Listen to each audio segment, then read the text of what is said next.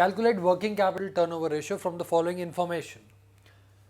Gross sales are given to be 6,80,000. Sales return are given to be 80,000. We are given current assets and current liabilities. So now students, we know the formula for working capital turnover ratio.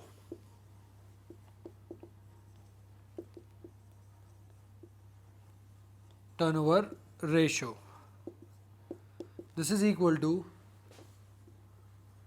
net sales upon net working capital. Now let us calculate net sales first. Net sales are equal to gross sales minus sales return.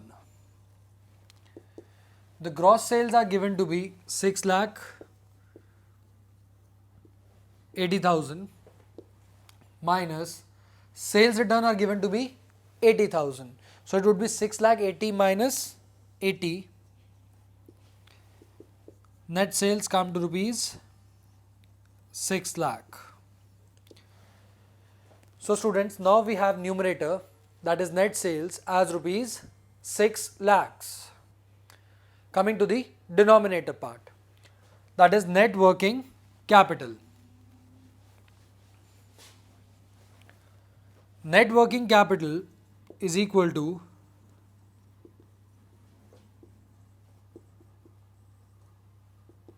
current assets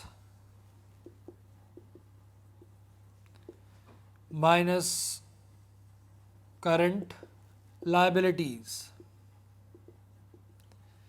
And in this question, current assets and current liabilities are directly given to us. Current assets are given to be rupees 3,50,000 and the current liabilities are given to be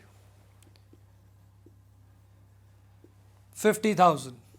So net working capital is rupees 3 lakhs. So now students, we have the denominator as well, net working capital as 3 lakhs. Remember, the numerator, that was net sales, we had calculated was 6 lakh. Now using these figures in the formula, we get working capital turnover ratio as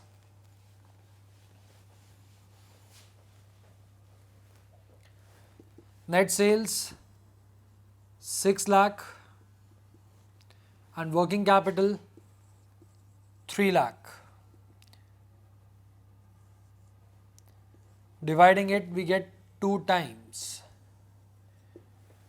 So in this question, the working capital turnover ratio is 2 times. Let us analyze this result. 2 times means that the working capital that we have employed has generated sales equivalent to 2 times its value. So that means for working capital turnover ratio, we can say that higher the ratio, better it is for the business.